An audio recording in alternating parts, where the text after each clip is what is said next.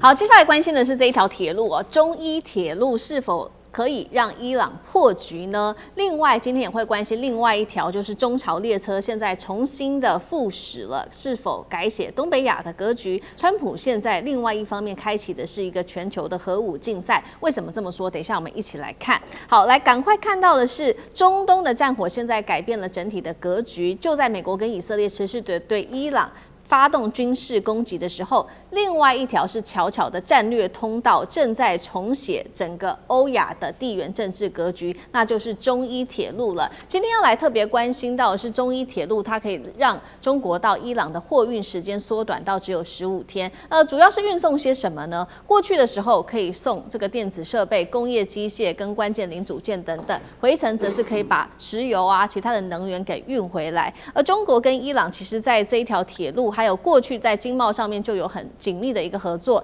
從2001開始，他們就已經互簽了這個25年的全面合作協議。主要在哪一些領域呢？包括能源、軍工跟基礎建設的合作都有很深度的綁定。而且大家現在很關心的就是在美伊戰爭上面，伊朗所需要的許多的武器，尤其是這些零組件，有沒有可能從中國過來呢？伊朗的無人機過去就一直是依賴中國大陸的零件，而現在我們知道荷姆茲海峽現在危機四伏哦，中國海上面臨這麼大的危機，中國現在其實是可以透過這條鐵路的，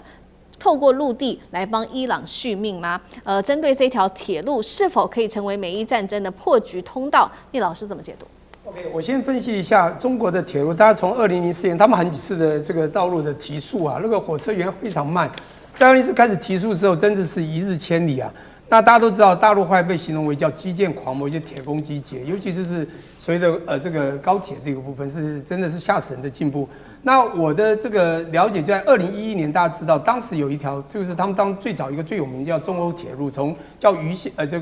從新疆從那個重慶啊叫渝新歐鐵路到那個德國的新都斯堡。那麼當從重慶過去，從11179公里，你知道那是一個壯舉，在2011年就被全世界震驚。那後來呢？它從義烏又延伸到西岸，到歐洲，到了這個經過英吉利海峽到倫敦，12451公里，這個已經震驚了世界。那是2017年。那我現在講這個叫做中伊鐵路呢，實際上有部分年限是從這樣子前面那一段，然後後來再經過到新疆，也會到那個叫阿拉山的出口之後，在2016年呢就銜接在那邊不斷的換軌啊，然後換軌之後呢就連接到了伊朗。在那個時候呢，實際上就有一些這個貨物的運輸啊，就可以通過這個軌道了。但重點是，當你一直換軌也麻煩，後來終於在去年，應該說2025年這個5月，它幾乎是全線的這個互聯互通了。也就是說，所有的貨品，像剛剛講的15天，你就可以把不管甚至現在能源也好，一般的貨物也好，就送到了這個伊朗或者到中國兩邊互送。你知道這樣是非常的叫 cost down， 就是成本節約。第二 efficiency 就非常效率化。你知道當時渝新歐鐵路一開始的2011年，台灣的惠普公司在台灣廠惠普以及宏基全部都很快就到那邊設廠，就是為了把避掉40天的船運變成了14天可以到歐洲嘛。這是一樣，30-40天的貨運都可以經過這個中伊鐵路過去。我覺得這一個很厲害，叫破局的通道，應該這樣講，就是打破了地緣封鎖。因為這個鐵路啊還不止，它其實也避掉了另外一個很重要的海峽，叫馬六甲海峽，因為對中國來講，又要馬六甲困局啊，因為只要被監管以後，你也是會受到影響。像這個荷姆斯海峽不是也一樣嗎？這個13公里這樣子。但是呢，那個伊朗的關係比較不差，那這個鐵路對這兩國又在比較互相友好之下，的確對他們是一個非常好的一個這個我講對中國、伊朗都一樣，是一個非常好的一條鐵路，讓兩邊呢都可以打破非常多的僵局，包括剛剛講的所謂的戰力或無人機的輸送，可能都會通過這一個管道，讓伊朗的這個背後勢力可能會有一些加強。好，這個是我們今天要關心的第一條是中伊鐵路。第二個我們要關心的是中朝列車，則是現在重啟了，是否有利於未來中俄朝伊地緣戰略的聯盟？等一下請苑老師來幫我們解讀一下。我們先來看到這一條，我們要提的就是從北京一直通車到平壤的國際列車，就是中朝列車了。本來已經停了6年，現在確定又要重新啟動，原因就是包括了在現在中東的戰火和美國的全球軍事壓力之下，他們決定要重新行啟動，而且時間點大家也知道非常的敏感。川普今年來針對了委內瑞拉、還有古巴、伊朗一連串的軍事施壓，逼得朝鮮現在是不是要立刻的向北京靠攏呢？金正恩公開的表示，朝中將會更加緊密。所以美國的軍事的打擊是否加速？現在整體看起來中俄朝伊的地缘政治上面的結盟，老師又怎麼看？我覺得真的要感謝川普啊，那個能夠幫助啊這個中俄朝伊這個4國的聯合啊，因為這個裡頭大家要注意啊，這個中俄本來就是大國啊，那麼這個朝鮮的話呢，是一個非常聰明的小國啊，就朝鮮不管怎麼樣，餓着肚子餓死人也要搞核子彈，好了，成功了，沒人敢惹他了啊！現在那個美國一天到晚講啊，你這裡有核彈，那裡有核彈，那朝鮮講說我有核彈，美國說你沒有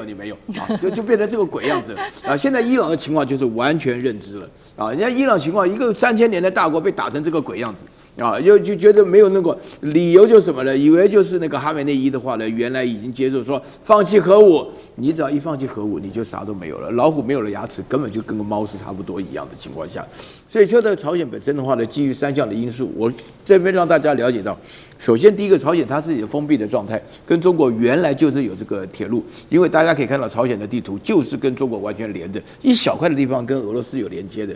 但是朝鮮本身，首先第一個對俄羅斯的態度是出錢出力出兵出武器啊，大家可以看到，在俄烏的衝突當中，朝鮮是得下了最重要的